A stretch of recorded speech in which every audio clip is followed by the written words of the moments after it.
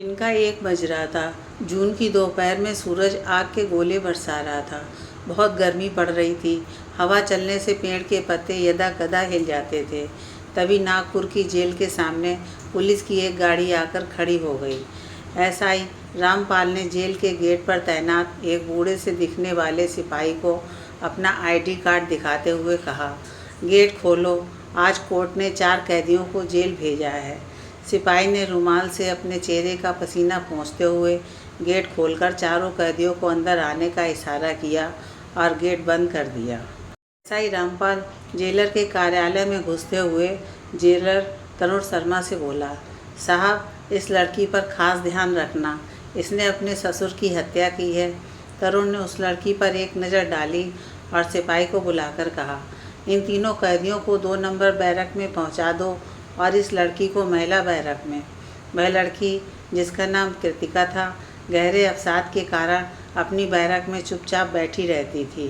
वह अन्य कैदियों से भी नहीं बोलती थी।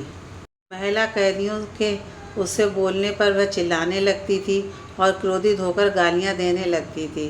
इस पर कुछ महिला कैदियों ने उसे बहुत मारा और 1-2 बार तो उन्होंने कृतिका के कपड़े तक फाड़ दिए और मार मार कर उसके शरीर पर निशान डाल दिए। कृतिका उनके व्यवहार से बहुत दुखी हुई। उसने इस संबंध में जेल के कर्मचारियों से शिकायत भी की, लेकिन उसकी शिकायत पर किसी ने ध्यान नहीं दिया।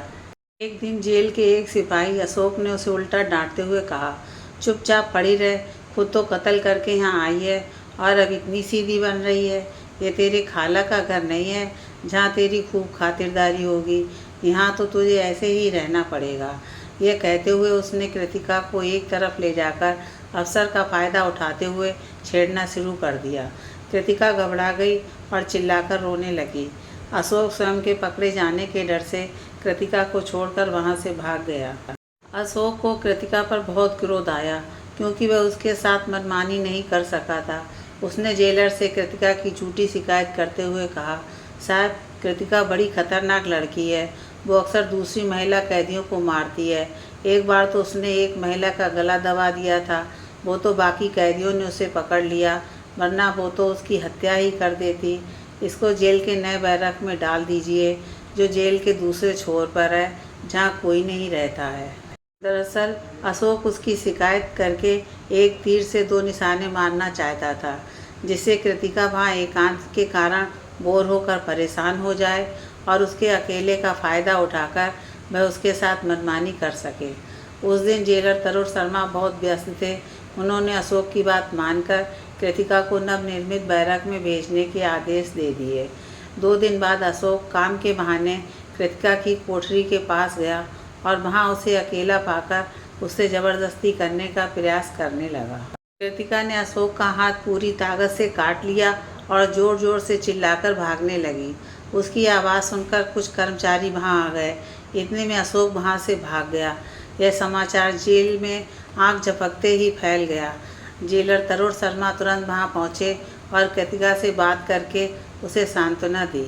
तरुण शर्मा एक उदार हृदय नई पीढ़ी के युवा अधिकारी थे। उन्होंने मनोविज्ञान विषय में स्नातक किया था। वे चेहरा देखकर ही लोगों को पहचानने की क्षमता रखते थे। उन्हें कृतिका को देखते ही पूरा विश्वास हो गया कि कृतिका सच बोल रही है। उन्होंने कृतिका से कहा, तुम चिंता मत करो, मैं इस विषय में जांच कराऊंगा। यदि ये दोषी पाया गया तो इसके विरुद्ध कानूनी कार्रवाई करूंगा। कृतिका रोती हुई बोली, साहब, मैं यहाँ बहुत परेशान हो गई हूँ। इससे अच्छा तो आप मुझे मार दीजिए। कृतिका का करुण स्वर सुनकर तरुण शर्मा पसीज गए और बड़े अपनत्व से बोले, अगर तुम्हें यहाँ कोई भी परेशान करे तो तुम मेरे पास बेहिचक आ सकती हो। एक लंबे अरसे के बाद इतनी अपनत्व भरी बातें सुनकर कृतिका की आंखें भीग गईं और वह बिना पूछे ही जेलर को अपनी आप बीती बताने लगी। तभी जेलर का मोबाइल बजने लगा और वह अपने कार्यालय की ओर चले गए। इस घटना के कुछ दिन बाद जेलर तरुण शर्मा कैदियों की फाइल देख रहे थे। जब उनकी नज़र कृतिका की फाइल पर पड़ी तो वह चौंक गए कि इतनी उच्च शिक्षा और ऐसा अपराध। कृतिका की शैक्षिक योग्यता के आगे लिखा था M.Tech PhD in electronics branch. यह पढ़ते ही तरुण की आंखों के सामने कृतिका का मासूम और क्रोध से तमतमाता हुआ चेहरा आ गया। उन्होंने अपराध शास्त्र का भी गहन अध्ययन किया था, इसलिए उन्होंने जिज्ञासावश कृतिका के केस के संबंध में विस्तार से जानने का निर्णय लिया। एक दिन कृतिका अपने बैरक में लेटी हुई थी, तभी उसे किसी के आने की आवाज़ सुनाई दी। उसने आलतन गालियाँ देना शुरू कर दिया, क्योंकि जेल के सिपाही अक्सर उस पर गलत नज़र रखते थे और किसी न किसी बहाने वहाँ आते रहते थे। तरुण शर्मा ने कृतिका को देखा और धीमे स्वर में कहा, देखो, मैं यहाँ आया हूँ, तुम्हें यहाँ कोई परेशानी तो नहीं है? कृतिका कुछ नहीं बोली और डरकर अपने कमरे से भाग गई, क्योंकि वह तरुण शर्मा को पहचान नहीं पाई थी। तरुण शर्मा ने चिल्लाते हुए कहा, मैं इस जेल का जेलर हूँ, तुम घबराओ मत। इतने में जेल के कुछ और अधिकारी वहाँ आ गए और उन्होंने कृतिका को समझाया कि जेलर साहब तुमसे मिलने आए हैं। थोड़ी देर बाद कृतिका तरुण शर्मा को पहचान गई और आंखें नीची करके जेलर से क्षमा मांगने लगी। तरुण ने जेल की महिला कर्मचारियों से कुछ कहा और वहाँ से चल दिए। थोड़ी देर बाद कृतिका को जेलर के कार्यालय में 2 महिला सिपाही लेकर आईं और सफ़ेद कमीज, काली पैंट और नीली टाई में एक मैरून रंग की रिवॉल्विंग चेयर पर बैठे थे। उनकी बड़ी सी मेज पर एक शीशा लगा था, जिस पर कुछ रजिस्टर, पेपर वेट, कंप्यूटर और टेलीफोन रखा था। कार्यालय की खिड़कियों और दरवाज़ों पर गुलाबी पर्दे लगे थे, जो पंखे की हवा से हिल रहे थे। तरुण ने चपरासी को 2 कप चाय और समोसे लाने को कहा। तरुण ने गोटी फेंकते हुए सच्चाई जानने के उद्देश्य से कहा, देखो, मैं जानता हूँ कि तुमने अपराध नहीं किया है। तुम तो इतनी पढ़ी लिखी हो, तुम ऐसा अपराध कर ही नहीं सकती। जेलर की बातें सुनकर कृतिका किसी गहरी सोच में डूब गई और चुपचाप छत की ओर एकटक निहारने लगी। 5 मिनट गुजर चुके थे। कृतिका ने अभी तक चुप्पी नहीं तोड़ी। इतने में चपरासी चाय और समोसे ले आया। तरुण ने चाय का कप और समोसे की प्लेट कृतिका की तरफ बढ़ाते हुए कहा, लो, चाय पी लो, मैंने तुम्हारे लिए मंगवाई है। जो कृतिका अब तक चुप बैठी थी, अचानक ज़ोर ज़ोर से रो पड़ी। उसकी आंखों से निरंतर आंसू बहे जा रहे थे। तरुण जानता था कि ऐसी मानसिक अवस्था से गुजर रहे लोगों को कैसे डील किया जाता है। उसने तुरंत जग से गिलास में पानी डालकर कृतिका को पकड़ाया और कहा, कोई बात नहीं, अगर तुम नहीं बताना चाहती हो तो मत बताओ। लो, पानी पी लो। कृतिका कुछ देर तक सिसकती रही, फिर उसने धीरे धीरे पानी पी लिया। तरुण ने उसे चाय पीने का इशारा किया और अपने काम में व्यस्त हो गया, ताकि कृतिका कुछ सहज हो सके। कृतिका ने पानी पीने के बाद झिझकते हुए चाय का कप और एक समोसा उठा लिया। महीनों तक जेल का बेस्वाद खाना खाने और तरुण के मानवीय व्यवहार के कारण कृतिका को उस दिन चाय और समोसे खाकर बहुत अच्छा लगा। उसने तरुण को धन्यवाद दिया और कुछ सहज हो गई। तरुण ने उसकी मानसिक स्थिति को भांपते हुए सवाल उछाला, तुम कहाँ की रहने वाली हो? तुमने कहाँ से पढ़ाई की है? कृतिका से जेल में आने के बाद किसी ने पहली बार इतने प्रेम से बात की थी। वह एक लंबी सांस लेकर बोली, सर, मेरा जन्म नासिक में हुआ था। मैंने पुणे से स्कूली पढ़ाई की है और आगे की पढ़ाई के लिए मैं मुंबई चली गई थी। तब तक कृतिका बहुत हद तक सामान्य हो चुकी थी। यह देखकर तरुण ने पूछा, तुम पर यह आरोप क्यों लगा है? तुम तो बहुत शरीफ लगती हो। कृतिका अचानक उदास हो गई और बोली, सर, मेरे पेरेंट्स की डेथ मेरे बचपन में हो गई थी। मेरे रिश्तेदारों ने अपना बोझ हटाने के लिए मेरी मैरिज बिना लड़के का घर देखे ही कर दी। मेरी मैरिज के 1 महीने बाद ही मेरे हस्बैंड की टीबी से डेथ हो गई। मेरी मैरिज की पहले मुझे उनकी डिसीज़ के बारे में कुछ नहीं बताया गया था। उनकी डेथ के बाद मेरे फादर इन लॉ मुझे गलत नज़र से देखने लगे और मौका मिलने पर वो मुझे टच करने लगे। एक दिन जब घर में कोई नहीं था तो वो मेरे बेड पर आ गए जब मैं सो रही थी। मेरे ऑब्जेक्शन करने के बाद वो मुझे जान से मारने की धमकी देने लगे। वो मेरे कपड़े उतारने लगे और मेरा मुंह तकिए से बंद करने की कोशिश करने लगे। मैं उनकी इंटेंशन देखकर बहुत घबरा गई। मैंने पूरी ताकत लगाई और उनको ज़ोर से धक्का दे दिया। उनका सिर लोहे की अलमारी के हैंडल से टकराया और उनके सर से बहुत सारा ब्लड बहने लगा, जिससे थोड़ी देर में उनकी डेथ हो गई। तरुण ने कहा, यह तो तुम्हारे साथ बहुत बुरा हुआ। मैं चाहता हूँ कि तुम अनपढ़ कैदियों को पढ़ाओ। एक एनजीओ इस काम में हमारी मदद करने को तैयार है। यह काम करके तुम्हें भी अच्छा लगेगा। तरुण के व्यवहार से कृतिका बहुत प्रसन्न हुई और उसे तरुण के पास बैठकर बहुत अच्छा लगा। उस दिन उसे एक प्यारा सा एहसास हुआ और वह तरुण से दोबारा मिलने के संबंध में सोचने लगी। उसे लगा कि तरुण के कारण ही उसकी जेल में इज्जत बच सकी। वह तरुण के संबंध में देर देर तक सोचने लगी। कृतिका के जेल में पढ़ाने से अन्य कैदी उसका सम्मान करने लगे। वह जेल में मैडम जी के नाम से जानी जाने लगी। इससे कृतिका का आत्मविश्वास बढ़ने लगा और वह अपने अवसाद से बाहर आने लगी। समय समय पर तरुण भी उसका हालचाल लेने आते रहते थे। तरुण द्वारा उसका ध्यान रखने से जेल के अन्य अधिकारी और कर्मचारी भी उससे सभ्यता के साथ पेश आने लगे। अवसाद से बाहर आने के बाद वह पहली की तरह नियमित रूप से नहा धोकर साफ सुथरी रहने लगी और उसका व्यवहार भी अत्यंत मृदु हो गया। इससे वह बहुत सुंदर, सुशील और शिक्षित महिला लगने लगी। लेकिन यह भी सच था कि उस पर बहुत गंभीर अपराध हत्या का आरोप लगा था, जिसमें जमानत मिलना भी बहुत मुश्किल था। एक दिन कृतिका कैदियों को पढ़ा रही थी, तभी एक महिला काले कोट में वहां आई। उसने अपना परिचय देते हुए कहा, मैं एक एनजीओ महिलाओं की आवाज़ में काम करती हूँ। मैं गरीब और शोषित महिलाओं का केस कोर्ट में लड़ती हूँ।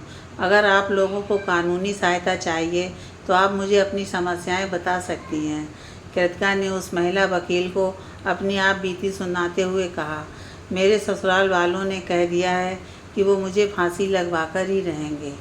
वकील साहिबा बोली, आपके साथ अन्याय हुआ है, मैं आपकी पूरी सहायता करूंगी। एक दिन कैदियों की पढ़ाई के संबंध में बात करने के लिए कृतिका तरुण के कार्यालय गई। तरुण थोड़ा खींचकर अपने कंप्यूटर पर जल्दी जल्दी माउस चला रहे थे।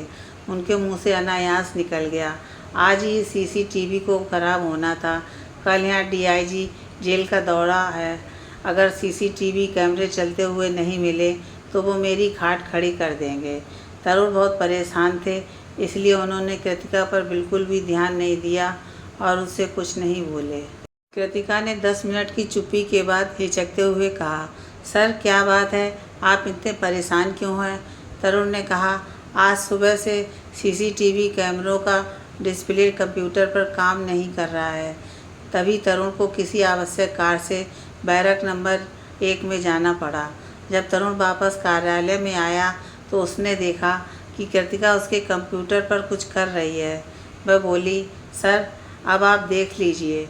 जैसे ही तरुण ने सीसीटीवी रिकॉर्डिंग आइकॉन पर क्लिक किया, उसे जेल में लगे कैमरों द्वारा लिए गए सभी चित्र दिखाई देने लगे। तरुण प्रसन्नता से उछल गए और बोले, वाह, तुमने तो मुझे इतनी बड़ी समस्या से बचा लिया। चपरासी को आवाज़ देते हुए उन्होंने कहा, रामदीन 2 कप कॉफ़ी ले आ। कृतिका ने चहकते हुए कहा, मैंने तो इलेक्ट्रॉनिक्स की पढ़ाई की है, ये काम तो मेरे लिए बहुत आसान है।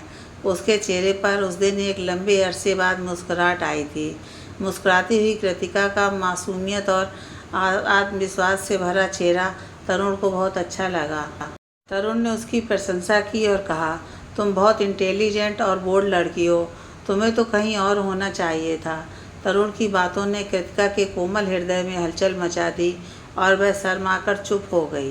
तरुण कृतिका से और भी विषयों पर बात करने लगे, क्योंकि वह उसकी योग्यता से बहुत प्रभावित हुए थे। कृतिका के केस की अगली तारीख थी। उसे यह देखकर बहुत आश्चर्य हुआ कि इस बार उसके ससुर का वकील बड़े बेमन से काम कर रहा था। उसने पहले की तरह न्यायालय से उसे कड़ी सज़ा देने का अनुरोध भी नहीं किया, ना ही वह पहले की तरह कृतिका के विरुद्ध झूठे गवाह लाया था। उसका केस उन्हीं वकील साहिबा ने लड़ा जो एक दिन जेल में आई थी। कृतिका अब साधारण पढ़ाई के साथ साथ कैदियों को सरकारी योजना डिजिटल इंडिया के तहत तकनीकी ज्ञान भी देने लगी। वह काम के बहाने तरुण से मिलती रहती थी, क्योंकि तरुण के साथ बैठने में उसे एक विशेष प्रसन्नता का एहसास होता था। तरुण भी उसके कार्यों में हर संभव सहायता करते और बड़े प्यार से बोलते थे, लेकिन कृतिका को उनके व्यवहार से कभी ऐसा नहीं लगा कि वे भी उसके लिए अपने हृदय में प्रेम की भावना रखते हैं। यह सोचकर कृतिका बहुत दुखी हो जाती थी। वह मायूस होकर सोचती कि आखिर तरुण उस जैसी अपराधी लड़की से क्यों प्यार करेंगे। वह तो एक अच्छे परिवार से होने के साथ साथ एक उच्च अधिकारी भी हैं। वह इस तथ्य को मन ही मन स्वीकार करने की कोशिश करने लगी, लेकिन तरुण का उससे प्यार से बोलना उसे फिर से उनके संबंध में सोचने को मजबूर कर देता था और वह तरुण को प्रभावित करने की हर संभव कोशिश करती थी। एक दिन उसे अचानक पता लगा कि तरुण का स्थानांतरण सोलापुर जेल में हो गया है और वह कल यहाँ से चले जाएंगे।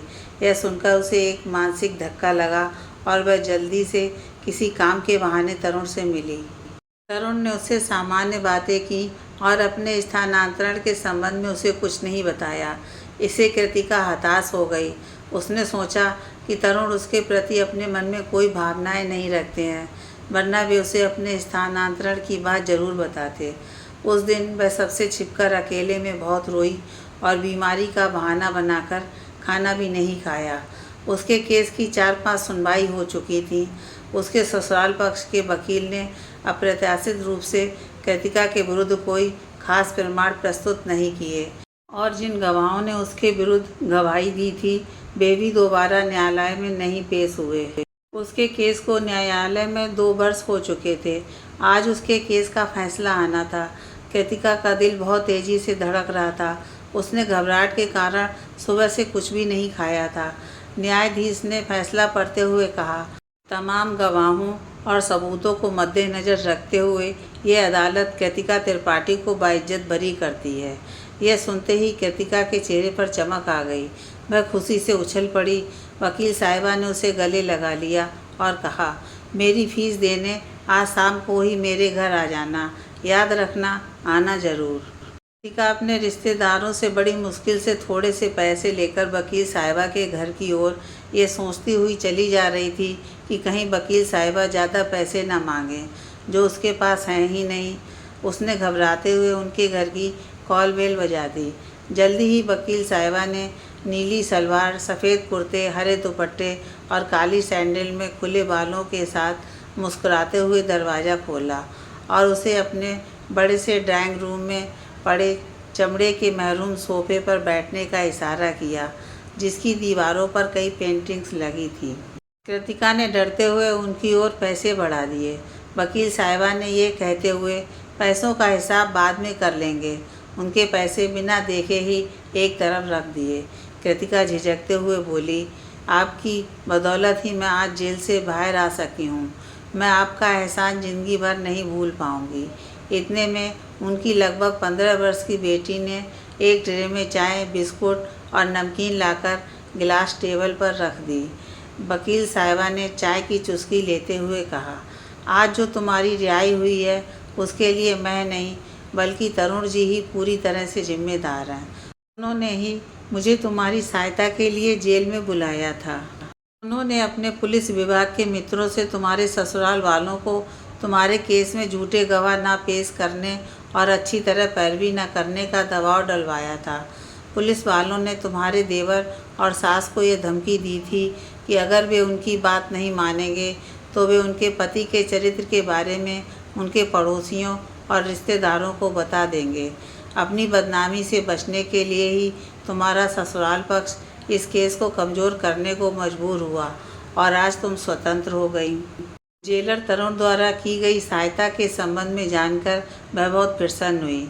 वकील साहिबा के मुंह से उनका नाम सुनकर उसे तरुण की दोबारा याद आ गई। उसे इस प्रसन्नता के अवसर पर भी तरुण से बिछड़ने का दुख होने लगा। उसे जेल से छूटने पर भी आंतरिक प्रसन्नता का अनुभव नहीं हो रहा था और उसे अपने जीवन में अभी भी कुछ कमी महसूस हो रही थी। वह उदास होकर सिर झुकाकर रो पड़ी। उसका चेहरा आंसुओं से भीग गया। उसके दोनों हाथ भी उसके चेहरे पर बह रहे आंसुओं को पोंछने में असमर्थ सिद्ध हो रहे थे। वकील साहिबा कृतिका को रोता देख उठकर लिविंग रूम में चली गईं। थोड़ी देर बाद उनके बेडरूम का नीला पर्दा धीरे से हिला और डाइनिंग रूम में एक भीनी सी महक फैल गई। कृतिका ने अपने सिर पर कुछ महसूस किया। जैसे ही उसने अपना सिर उठाया उसने देखा वहाँ तरुण अपनी नम आँखों के साथ खड़े थे। वह अपने रुंधे गले से बोले, तुम रो क्यों रही हो? आज का दिन तो तुम्हारे लिए 2-2 खुशियाँ लाया है। तभी वकील साहिबा मिठाई का डिब्बा लेकर ड्राइंग रूम में आकर दोनों के हाथ में मिठाई देते हुए कृतिका से मुस्कुराते हुए एक शरारत के साथ बोली, हालांकि तुम जेल की कैद से तो आज़ाद हो चुकी हो, लेकिन आज मैं तुम्हें दूसरी कैद में भेज रही हूँ। यही मेरी फ़ीस है। यह कहकर उन्होंने कृतिका का हाथ तरुण के हाथ में दे दिया।